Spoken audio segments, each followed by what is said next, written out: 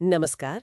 आज हम Dave Ramsay की एक बहुत ही जानी मानी किताब द टोटल मनी मेकओवर पर बात करने वाले हैं। हाँ, ये किताब खासतौर पर उन लोगों के लिए हैं जो कर्ज से परेशान हैं या फिर बस अपने पैसों को लेकर एक सीधी-सादी क्लियर योजना चाहते हैं। बिल्कुल। और इस किताब का क्या कहते हैं सबसे अलग नजरिया क्या है? देखो, सबसे मजेदार बात यह है कि रैमसे का मानना है कि पैसों का मामला ना वो 80% आपके व्यवहार पर निर्भर करता है। अच्छा। हाँ, और सिर्फ 20% ज्ञान पर।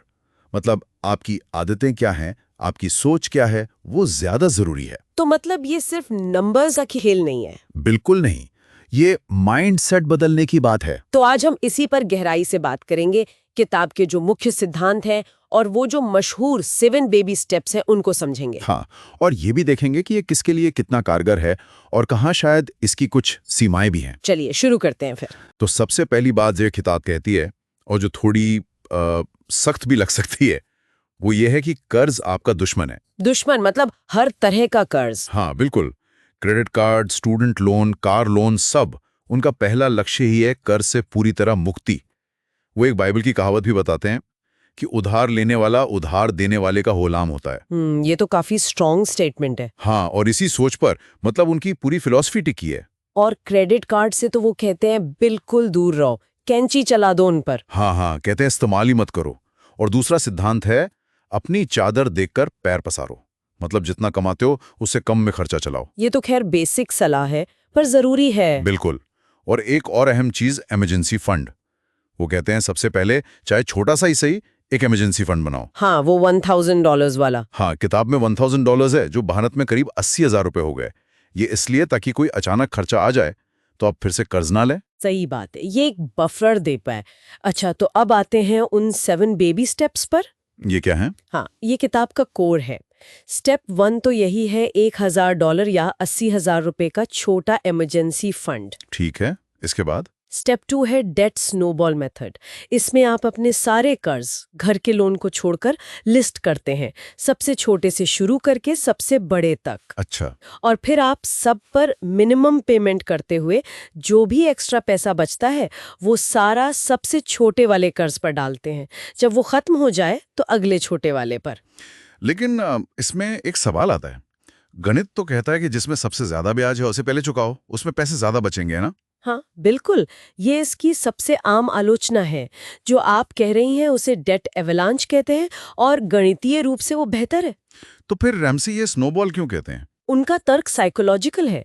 वो मानते हैं कि जब आप जल्दी से एक छोटा कर्ज खत्म करते हैं ना, तो आपको एक जीत का एहसास होता है। अच्छा, एक क्विक विन मिलती है। एग्जैक्टली। और वो मोटिवेशन आपको आगे के बड़े कर्ज चुकाने के लिए हिम्मत देता है। ये फिर वही 80% व्यवहार वाली बात आ गई। समझ गई, मोमेंटम बनाने के लिए। ठीक है, तो ये हुआ स्टेप 2। स्टेप 3 क्या है? स्टेप 3 है जब घर को छोड़कर बाकी सब कर्ज चुक जाएं, तब 3 से 6 महीने के खर्चों के बराबर का एक बड़ा इमरजेंसी फंड बनाना, पूरी तरह से सुरक्षित होने के लिए। ओके, ये ज्यादा बड़ा सेफ्टी नेट है फिर। स्टेप 4 है रिटायरमेंट के लिए निवेश, अपनी आमदनी का 15%। और यहाँ उनकी निवेश सलाह थोड़ी मतलब बेसिक है ना, म्यूचुअल फंड्स वगैरह। हाँ, ये भी एक आलोचना का पॉइंट है। वो ज्यादातर एक्टिवली मैनेज म्यूचुअल फंड्स की बात करते हैं, खासकर अमेरिका के 401k जैसे प्लान्स में। आजकल इंडेक्स फंड्स, ईटीएफ्स का जिक्र कम है उनकी सलाह में। ठीक है। स्टेप 5? स्टेप 5 है बच्चों की कॉलेज की पढ़ाई के लिए बचत करना, अगर आपके बच्चे हैं तो। ताकि उन्हें स्टूडेंट लोन ना लेना पड़े। बिल्कुल।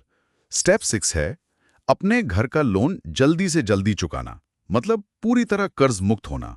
और आखिरी स्टेप, स्टेप 7? वो है दौलत बनाना और दान देना, वेल्थ बिल्डिंग और जनरोसिटी। जब आप कर्ज मुक्त हैं, सुरक्षित हैं, तब आप आगे बढ़ें। तो कुल मिला के ये प्लान बहुत सीधा है, स्टेप बाय स्टेप है और व्यवहार पर बहुत जोर देता है। हाँ, इसकी खूबी यही है, सरलता।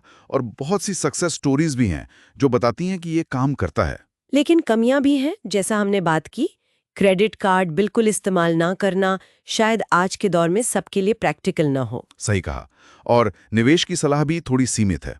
और ये भी हो सकता है कि जो लोग बहुत कम कमाते हैं उनके लिए शुरुआत में ये स्टेप्स थोड़े मुश्किल लगें। तो आखिर में हम क्या कह सकते हैं, किसके लिए है ये किताब? मेरे ख्याल से ये उन लोगों के लिए बहुत अच्छी है जो कर्ज के जाल में बुरी तरह फंसे हैं और उन्हें क्लियर सीधा रास्ता चाहिए, एक अनुशासन चाहिए। भले ही आप हर सलाह से सहमत न हो, पर एक सिस्टम तो मिलता है। हाँ, एक ढांचा मिलता है और अगर आप इसे फॉलो करने को तैयार हैं तो नतीजे दिख सकते हैं। ये एक अच्छी शुरुआत हो सकती है कंट्रोल वापस पाने की। बिल्कुल। तो आज की चर्चा से एक बात जो सोचने पे मजबूर करती है वो ये है कि क्या सच में हमारी आर्थिक सफलता ज्ञान से ज्यादा हमारी आदतों और हमारी मानसिकता पर निर्भर करती है? क्या पैसों को बदलने से पहले खुद को बदलना, अपनी आदतों को बदलना ही असली मेकओवर है? इस पर जरूर सोचिएगा।